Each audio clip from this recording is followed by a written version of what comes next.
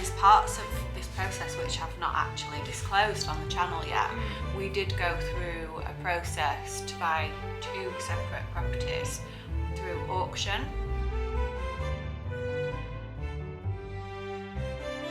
It's not a cheap place to live.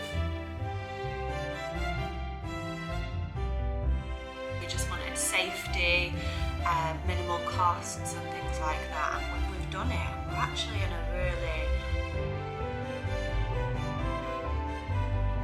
So we're going to share a few of our favourite websites which we like to use when we're house hunting on Riviera. What questions can we answer which you might be wondering? Welcome to my channel. I'm Fern, proud mum of 2 and wife to husband Ryan. We took a huge risk leaving our hometown in the north of England to the stunning French Riviera. It has been one crazy journey with some super challenging times, but the highs definitely make it all worthwhile, and we've discovered parts of ourselves we never knew existed. Subscribe and join me for a peek into my daily life living on the French Riviera. It does. Starting the video. Both wearing. I know we always match. But we always match with without knowing. It just happens, doesn't it? It's what happens when you've got this telepathic connection after all Yeah, I these think years. that's what it must be. Anyway, hello everyone. Welcome back to a brand new video. Today we've got quite an exciting one because I know how much lots of you love the house hunting journey. So we thought we'd share one of our viewings today. It's actually the first viewing that we will have had this year. Now we have been trying to keep in the loop and check the online sites that we use and things like that, but nothing really has been coming up. It's very quiet online, I would say, at the moment. Would you? I think that's common for this time of year. Do you? Yeah. Christmas and all that, just finished. There's not been much really to book viewings on, but there is one that's online. The pictures aren't great, and I think we first saw it at the back end of last year, didn't we? We were like, oh, maybe we should book a viewing on that. Well, we've booked a viewing. We just feel like we need to be staying somewhat active within it, but to be honest, we both get quite nervous now before viewings as well, because we're actually a little bit scared of finding the right one, I would say. Yeah, we're quite comfortable now. Yeah, we've created this comfortable stopgap. We're obviously in a rented property. I mean, obviously, there's things that we really don't like about being in a rented property. It doesn't feel like your own and you can't do what you want with it. But we did it for a purpose. We knew what we wanted from this. We just wanted safety, minimal costs and things like that, and we've done it, and we're actually in a really comfortable little situation at the moment where we're just feeling the calm after a mental year last year of moving around all over. So now when we getting ready to go for these viewings, we're like, oh my gosh, kind of parts of us doesn't want to like it, because we know that if we do find the one, and when we do find the one, it just takes all your money, all your time, all your thoughts, and it's full on. It's full on. Yeah, renovations will resume, all the money will be within the house, kind of pressure to get things. Although I do say that when we take on another renovation project, I won't feel as much pressure. I will just try and enjoy the process much more and not rush through things. She says this. You say it, but when you're living in it, it's harder. So yeah, we know that there's a lot of that to come. But anyway, on today's video, I'm going to be sharing, hopefully, if I can film, snippets of our house viewing that we had this morning. Now, the location isn't perfect. It's not like our dream location or anything, but we are being more open-minded and just giving more areas a chance, because perfection doesn't exist. As long as it ticks most of our tick boxes and it just has some charm about it, we'll see anyway. So I'm going to be sharing that with you on today's video, also answering some frequently asked questions, and we're going to be giving more of a scope Of what the to overall expect market. and Yeah. locations and all sorts, really. So, A real in-depth discussion yes. on the property market on the Côte d'Azur. Yes. That's what you're going to get today.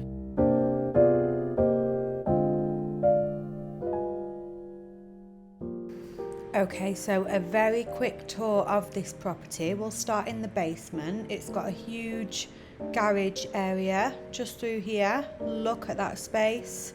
Absolutely enormous. And we've just entered this from a downstairs apartment. Everything wants full renovation, as you can see. This was a nice feature, the central staircase, like a spiral staircase. So we're currently on the bottom floor, and then on the middle floor is the kitchen and a couple of bedrooms and your main living space. And then you go up to the top floor. Now, what I would do with this top floor space is probably change it to be the master bedroom ensuite, and then there's like a section for a walk-in wardrobe. So it could be a really nice space up here, although I would want to open it up a bit more, maybe raise the roof and just bring a lot more light in. Ooh, here's a crack. Cracks are quite a thing in this property, and we will speak more about cracks in homes on the Riviera shortly. It's quite a common thing. Looks alarming, but it's not always so bad.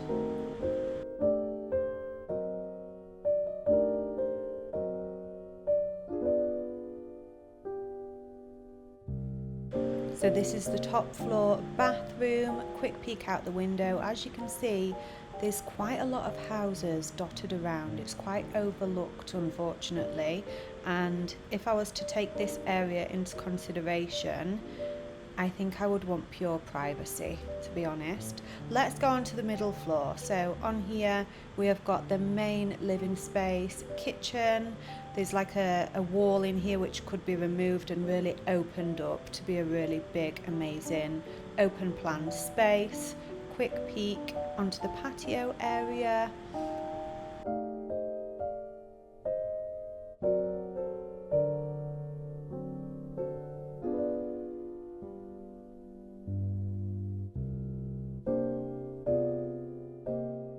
Quick walk onto the front terrace, just so you can have a look at that. There's some amazing views.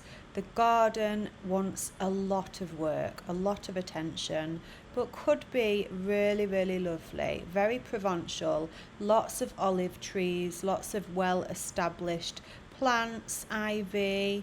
It could be really special. I just think there is a lot of work involved, and it doesn't quite tick enough boxes for us to take this on, unfortunately. We're back. That was a quick one, and one thing I will say, I have not missed house viewings at all. 99% of the time, it's disappointment. You get back from a lot of them and you're like, well, that's a chunk out of my day wasted, time that I'll never get back. Yeah. We did that last time, actually. I know, and then we were like, right, we're not doing it for a bit. So one thing I will say, which happens a lot, is the estate agents don't like to give you the specific address of the property. When you see one online, they often don't disclose that information because they don't want you driving to the property first without them to make that prejudgment. They like to just obviously get you there, which obviously makes sense for them, but I pretty much make my mind up within the first minute of seeing a property, whether it's a yes or a no, a lot of the time. And that one was a perfect example of that. Like, we pulled up and I straight away thought, no, like, it's a location that we didn't really want to look in, but like I said, we are giving places chance, because if the house is amazing and private and ticks a lot of other boxes, then, you know, it would sway us and we would go for it. But this one was surrounded by quite a lot of other properties, which I noticed straight away. And as you will have seen on the short clips that I did get, it wanted a ton of work. There was nothing that didn't want doing. There was also quite a lot of cracks in the property, which we will say is common. It's very common here, that. Yeah, and it's not always a huge worry, because It's never a worry actually. No, unless the foundations of the property aren't right, and unless the Yeah. land is very clayey. But the houses are that old, honestly, they're not going anywhere. The cracks would have to be crevices to be worried about. I've realised that now. In the UK, when you get cracks, it's like, oh my god, there's cracks. This house is falling apart. But here, it's just like, oh, there's a crack. Oh, we can fix that. Because the land shifts a lot because of the drought in here. So obviously when it droughts, the clay shrinks and the foundations do the thing, you know. Ryan's done a lot of customers' cracks. Yeah. Aren't you, Ryan? I like to, you know... Ryan's filled a lot of cracks. I've filled a lot of cracks in my time. I like to fill them good, you know. Get in there nice and deep. So he sees it all the time on all different houses, like old, new, it's just a thing. It's nothing on to the worry Riviera. about. There's literally like, there's a bastide that I did in Mougins, and it was built in the 17th century, and it's got cracks, stunning, yeah. you know, but it's not going anywhere. It's been there 400 years, so, you know, it's not going anywhere. Yeah. They are quite scary though, you don't want to see them in your own home, it's, you know. No. So yes, there was a lot of cracks in the property, which doesn't bother Ryan obviously. And when we worked out, like, even if we loved it, like the price to completely renovate that property with Ryan doing the work was still a lot of money, which you would never get back because of the house's location and the surrounding properties and things like that. So Yeah, even fully finished, you wouldn't really get your money back at the price that it's on the market for. So it'd have to be a house that you love and you want to live in and you want to stay in, and it's just not that house. exactly. Yeah, we know what we're looking for, and it'll come one day. I've said, when the time is right, the house will come. Yeah, well, I believe, yeah. So we're going to answer some FAQs, some questions that we feel like will be very helpful if you're considering purchasing on the Riviera or in France, for that matter. In the UK, you have things like stamp duty and you have lawyers' fees and all that sort of thing. We have the same in France, and in France it is a set rate, and it is 7% of the purchase price of the house. The estate agent's fees are covered by the seller of the house, so they're not to be taken into consideration. But you do need to think about the 7%. And to buy the house, you have to hand over, is it between 10 or 20% of the house value? I can't remember the exact amount. I think it's 10% once you sign something that's called a compromis. Now, a compromis is an agreement, a contractual agreement that you are going to buy that house, and you cannot pull out of the compromis unless you fail to get finance for the mortgage, or you have forfeited your 10% deposit. That is literally it. That is how strict the compromis can be. Now, the seller, it's up to the seller to enforce that, where they take your deposit, but you know, it's pretty much a solid document that cannot be overruled in any way. Once you sign that compromis, you're in. It protects the It seller. protects the seller, because what happens here is once a seller takes his house off the market, it's yours, and you have 3 months to then get the funds in place and change the contracts. You can't then, you know, leave it on the market, take a better offer, that sort of thing. It is literally yours, and it has to come off the market for the entire duration of the contractual period.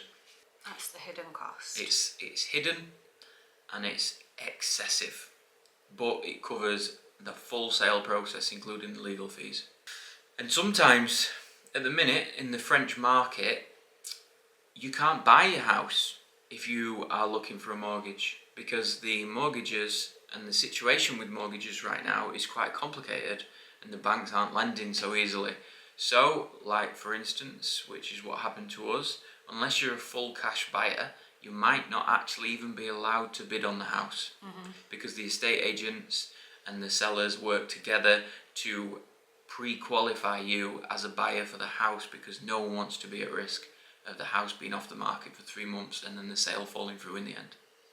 Different areas on the Riviera and how the prices fluctuate massively. Massively.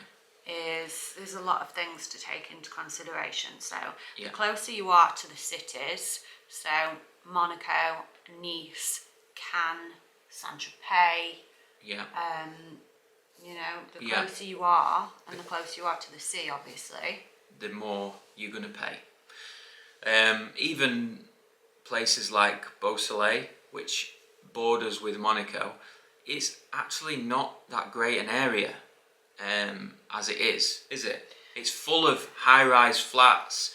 There's not much space for anyone. It's super built up, but it's €8,000 per square metre on average for a flat there, and it goes up to €22,000 per square metre for a flat there, and that's just because of the vicinity to Monaco and the sea, obviously. Yeah. And then you've got obviously Nice. Different parts of Nice, with it being such a big city, all cost different amounts of money. The closer you are to the sea and the nicer areas and the old town, it gets a little bit more expensive. And then you can go up into the hills of Nice, and there's some really nice villages up there with big villas and things like that. Also quite expensive because you've got vicinity to both Monaco and Nice in those areas. And then there's obviously Cannes and your surrounding areas to Cannes, and also schools. You take that into account as well. So Mougins is quite a costly area, isn't it? It's very costly because Mougins it has the international schools, and it also has a great centre of the Côte d'Azur. Yeah. Nowhere feels far away from Mougins, does it? No, yeah, it's pretty central, and it's also got its own old towny village, which is where Picasso used to live as well. Yeah, Mougins. That's a nice little day out as well. Yeah. So yeah, it just fluctuates so much depending on what you want, and your tick boxes, obviously. Yeah. But then there's some absolutely stunning villages just like tucked away and in the hills and things like that, where you can just get some really beautiful property, which is kind of what we're looking for, to be honest. You get beautiful property, you get a good chunk of land with it, and it's quieter. It's not bad, really. If you've, like we're saying this now, like if you're not thinking about children's schools and things like that, it's really not much difference. Like, you're better off being in one of these little tucked away villages. It depends whether you want to use the city and things like that, but it's all very countryside and driving around here anyway. So to wrap that up, the further away you are from the sea, generally the cheaper the house gets. But you're still talking between €5,000 and €7,000 per square metre in the hills. Yeah. So it's not a cheap place to live, but there are other areas on the Côte d'Azur that are quite cheap. There's Fréjus, Saint Raphael. They're by the sea and they are cheaper. They're more like the price of the house in the hills here, but you are literally on the coast. Yeah. And the actual feel of the place is a little bit cheaper, isn't it? So we're going to share a few of our favourite websites which we like to use when we're house hunting on the Riviera. Obviously there is different websites for different types of properties. We know some really big exclusive websites which you won't really find houses on there for less than $1 million. They just focus on the big ones, don't they? Such as, what would you say, Barnes? Barnes, they're estate agents as though. Websites you can use the search engines, like in the UK, the first thing that anyone does is go on Rightmove or Zoopla or whatever. Everything. Yeah, so you can obviously use Rightmove for the Côte d'Azur, but you will only get more expat orientated estate agents on there, like Blue Square. Yeah. They're not. Are they called Blue Square anymore? Luxury by Blue. They are. You get generally your English-speaking expat estate agents on there, which are good, but they don't always have the best value compared to the French estate agents, that's right. which won't show up on Rightmove because they're not bothered about they are bothered about the expats, but then that's not their target audience. So what we use is French-based estate agents and search engines to find for our property search. Yeah. So sites like one's called Seloger, which we'll link all these below. Yeah, we'll put everything in the description box. We'll leave all the information there. So. Yeah. So you got Celloger, housesandapartments.fr. That's the one I scroll on mostly. Yeah, that one's pretty good. And then you've got, are we mentioning auctions? We can talk about the auction. We'll talk about auctions because the auction process is actually quite complicated here. It's very complicated, and Yeah. actually there's parts of this process which I've not actually disclosed on the channel yet. We did go through a process to buy 2 separate properties through auction. So we did find a house which we loved. So they have what they generally do is they'll advertise the house that's come up on the auction website, and then they have 2 open days, opportunities for you to go and look round the property. So we found this property online. It looked gorgeous, run down, wanted work obviously, but it was in the right area and just had a lot of charm about it. So we went on both open days to view this property. The open days were quite busy. There was quite a few couples and people on their own there, a real mixed bag of people looking around this property. Honestly, we thought, we've got no chance. There's a lot of people on these viewings. But we had to organise a solicitor from a certain area who could, because you can't bid yourself, you have to pay the fees to a solicitor who then goes to the auction day and bids your maximum bid for you. But you have to explain. I'll explain this. It's a little bit complicated. It's not how it is in the UK. So it's kind of like a sealed bid, isn't it? So in the UK you have sealed bids for houses, don't you, where your estate agent or lawyer, whatever, puts it in an envelope and then you all open the sealed bids and whoever has the highest bid wins the house.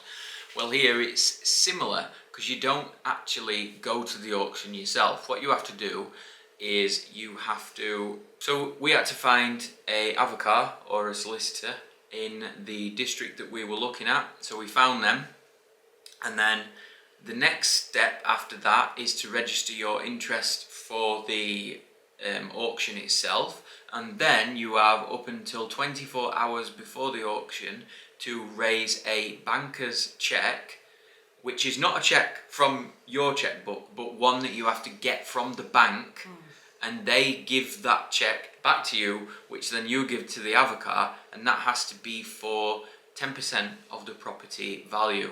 Now, obviously you don't know the property value, but they do have a minimum bid in France. Yeah, like a guide. Yeah, like it's not a guide price. What that minimum bid is it's the amount of debt that is still on that property, as in through mortgage or whatever. So that's the minimum bid for the bank to take. Now, if the auction ends with 0 bids at that price, then the bank may consider taking a lesser valuation. So you send your banker's cheque, then your solicitor takes the banker's cheque to the court, and there's a lot of solicitors there. Obviously, one solicitor can represent one person only. Yes. You can't, if you go to a solicitor and he's already representing somebody else at that auction, he can't represent you as well. Yeah. That's how it works. Which makes it even more difficult. Yeah. Because we found a house that we liked. Yeah, we did. We went to both open days. We were like, right, okay, let's try and find a solicitor. And we found one that would represent us. So we had all it lined up and in order. And then after the second day viewings, the solicitor contacted us and said, am I still bidding on this property for you, because I've got a lot of interest here from other people. Now, we would have had to obviously do the hassle of going to the bank, getting the cheque, potentially losing deposit along the way and things like that. There's some risks involved. Yeah, so go on. Did you want to finish your bit? No, you can say. I would say, like, because what can actually happen is you give them your 10%, and if you're in the position where you need to get a mortgage agreed to finalise the sale of the property, in which you've only got 60 days, which is a difference to when you're buying a house conventionally in France, where you've got 3 months basically. When you do a buying from auction, you've got between 30 and 60 days, so you must make sure that you check this with the avocat first, because if you've only got 30 days to raise finance, you've got absolutely no chance.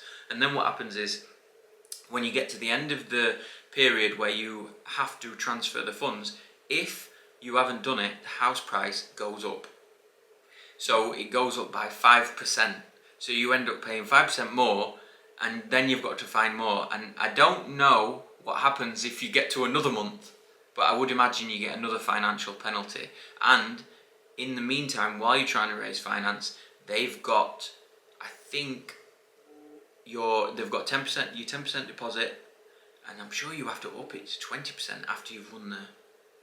So this process and the auction site is perfect if you're a full cash buyer, but it's just like the time that you've got to raise finance and get mortgage approval and things like that. You're cutting it very fine. So we went to the second viewing. This property was at the top end of our budget, so we would have obviously needed some finance for this property. And weighing it up after all the viewings and seeing the amount of people there, we thought, this is too risky for us. We could end up in a really awkward situation, losing a lot of money. So we replied to our solicitor, which we'd lined up, and we said, okay, just work with somebody else who's getting in touch with you. We're gonna dip out on this one. Anyway, guess what happened? The house, our solicitor won that house. Ours won it for somebody else for rock bottom for 1,000 euros over the asking. That was it. So we were like, oh my god. So then the next story is we found another property which was complete wreck but really good price. Great and it location. was in the city of Cannes. Yeah. Okay, it was like, wow. Went to the open day, seemed very, very quiet. And the couple of people that were there didn't seem interested because it was a lot of work and there was a little complication with this property which didn't scare Ryan but would scare your average person that's not a builder. Yeah. So we thought, ooh, this one looks really promising. I bet we could pick this up, like going off the other story. And we went to the full hassle of sorting our solicitor, getting our banker's check and all this. And it went sky above the offer that we'd put in. You didn't even really go into the drama of the getting the banker's check. Yeah. What happened is the day before the auction, I strolled into the avocar's office with a check from my checkbook, and she said, "That's not a banker's check." This is I was where like, translation. No, this is a banker's check. It's a check. She's like, "No, you have to go to the bank to get a check." And I was like, "Oh no, this is not happening." It was on the Monday or something. The auction was on the Tuesday, but I was travelling to Paris the next day. So Fern had to go to the bank at like 8 a.m. when they opened to get the banker's check to then hand it to the avocar in the actual courtroom. Had to go into the courtroom. In the courtroom. Yeah. And give him the check. And then we did it in the house anyway. Yeah, it went like over and above what we even expected. Oh, it was crazy. So the auction, people have been known to get absolute bargains and real gems on this auction site, but it's so unpredictable and risky if you need so finance. unpredictable, yeah. Yeah, it's definitely risky right now in today's market if you're looking for finance, especially as an expat, because the banks here are typically, computer says no. Anything else to look out for on the property search, like things like heating systems and stuff you would avoid? Yeah, so things that we would look for when we're looking at a property, if we weren't renovators though, we've got to think like we're not able to turn things around, is the heating of the property. So in France now, there is a big movement towards energy efficiency, just like in the UK, but it's actually moving pretty quickly here, and you've got to get rid of your log burning, not log burning, what's it called? Pellet, like anything that burns combustion fuel, anything like that. Yeah. So you can't have oil burners anymore, they're being phased out. So if you're looking at a property with an oil burner, you know that you're going to need to change that into an air-to-air heating system, so an air conditioning heating system or underfloor heating or something like that. The same for your heating your water. Now you need a pompe à chaleur or an air to water heating system, which is a lot more efficient anyway, but it's a fair chunk of money to outlay. Yeah. But luckily in France, the same I think they're doing in the UK is you can get grants towards upgrading these systems, and there's a lot of companies out there that are taking these type of jobs on. And barely any of the old houses have correct insulation in them. But it's all shown to you in the diagnostic document that you get before you sign the compromise for the house. It's just things to look out for, energy efficiency, because you do have to upgrade it. So that's another cost to take into account. Because although it is warm a lot of the year here, it does get cold in the winter. Yeah, and these houses are like built in the mountains and old, and it does get cold inside, doesn't it? Yeah. Especially our old house got really cold, didn't it? Yeah. This one's not too bad. So it's small. Our last villa. Oh, the last villa we had oil, and everyone thinks oil is efficient because you have oil in your radiator, oil radiators, that sort of thing.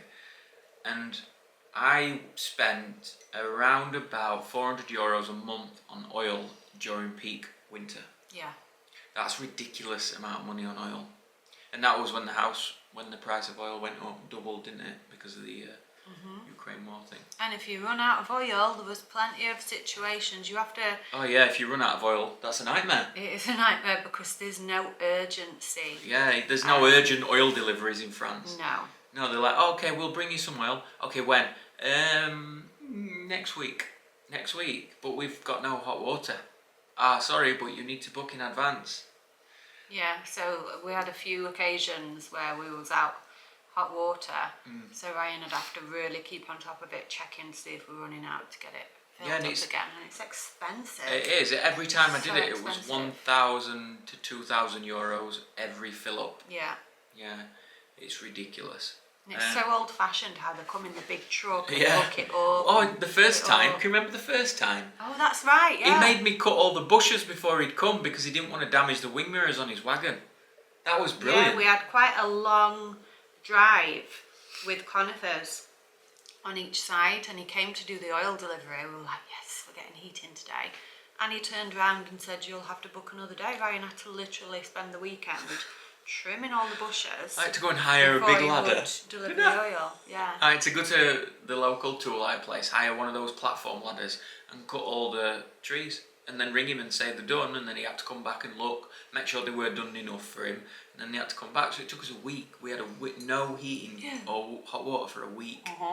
But anyway, if you're looking at buying a house, double check all that, because you are going to have to invest in it, because we're not energy efficient here, and things break all the time on the houses, don't they? Yeah, and pools as well. Keep it in mind with pools. As lovely as it is to have a nice big pool in your garden, consider whereabouts it is, how close it is to the property, because if it's up a few levels or down, the further away it is from the property, you will not use it as much as you think. You really won't. We barely used our pool in our last property, and it's such a big outgoing. You have to pay for you don't have to, but if you try and do it yourself, your pool maintenance, we tried, and it went bright green a couple of times. We had a green pool, and you know, we're a busy working family, so it was just easier to have a pool guy come in every couple of weeks for us. But obviously that's another cost, and then keep in mind as well that things can go wrong with the pools, leaks, changing pump,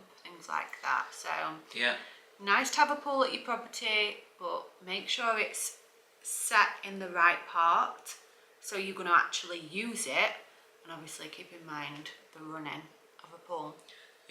€150 a month we used to pay, and it was only 12 metres by 3 metres, I'd say. And that was 150 a month, including all the chemicals and things. I work on properties where the pools are a lot bigger, and they can go up to €400 per month. That's not including heating the pool. That's just for maintenance. And then, you know, these things do go wrong. If they're not well maintained, they do go wrong. And it's thousands to fix them. So it's nice to have a pool, but it must be maintained. As much as we would love to keep answering questions, we could honestly talk about so many different subjects and experiences we've been through. We just don't have the time on this video. But if you do have any further questions, please send them to me over on Instagram or leave them in the comments section below, and we'll try and make another Q&A video very, very soon.